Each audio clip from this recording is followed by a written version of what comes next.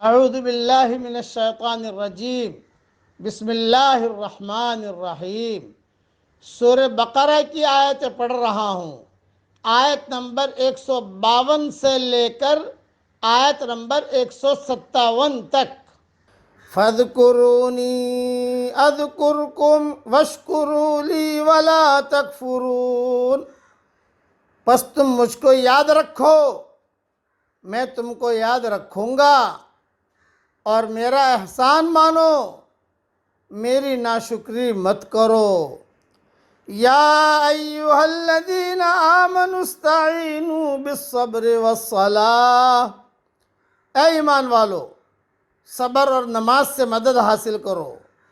ان اللہ مع الصابرین، یقیناً اللہ صبر کرنے والوں کے ساتھ ہے۔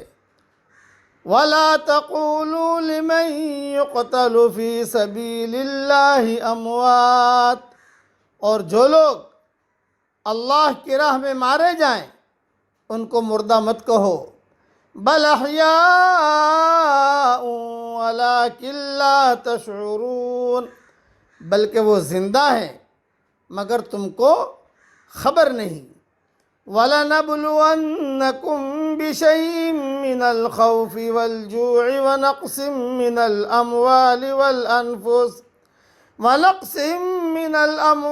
وَالْأَنفُسِ وَالثَّمَرَاتِ وَبَشِّرِ الصَّابِرِينَ، اور ہم ضرور تم کو آزمائیں گے، کچھ ڈر اور بھوک سے، اور مالوں اور جانوں اور پھلوں میں کمی کے ذریعے، اور ثابت قدم رہنے والوں کو خوشخبری دے دو۔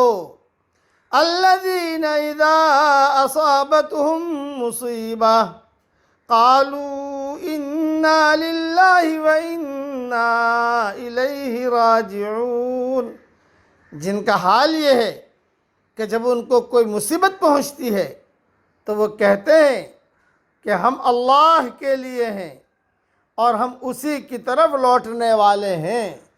اولئک علیہم صلوات من ربہم ورحمہ، یہی لوگ ہیں جن کے اوپر ان کے رب کی شاباشیاں ہیں اور رحمت ہے۔ وَأُولَئِكَ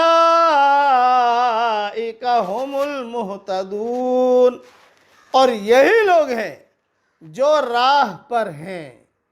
مختصر تشریح سن لیجئے، تفسیر تو انشاءاللہ ریاض التفسیر میں دیکھ لینا۔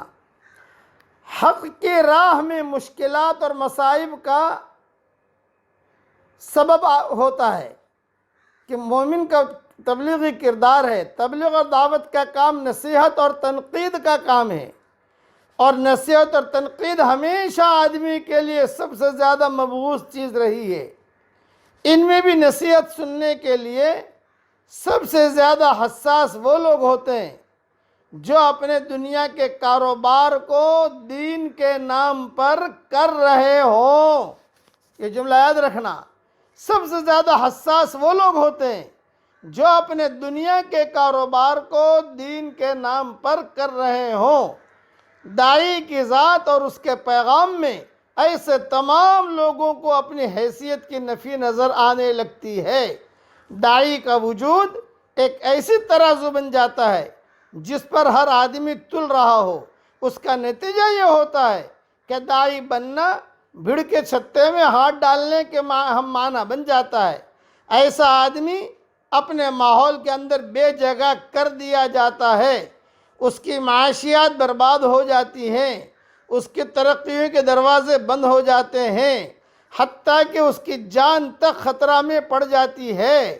مگر وہی آدمی راہ پر ہے جس کو بے راہ بتا کر ستایا جائے، وہی پاتا ہے جو اللہ کی راہ میں کھوئے، وہی جی رہا ہے جو اللہ کی راہ میں اپنی جان دے دے۔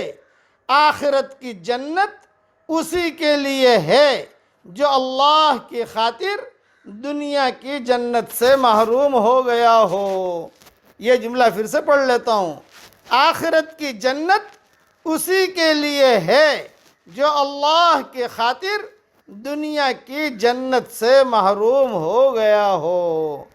میں دعا کرتا ہوں کہ اللہ تعالیٰ پڑھو میرے ساتھ، ربنا آتنا فی الدنیا حسنہ وفی الآخرۃ حسنہ وقنا عذاب النار، آمین آمین، وآخر دعوانا ان الحمد للہ رب العالمین۔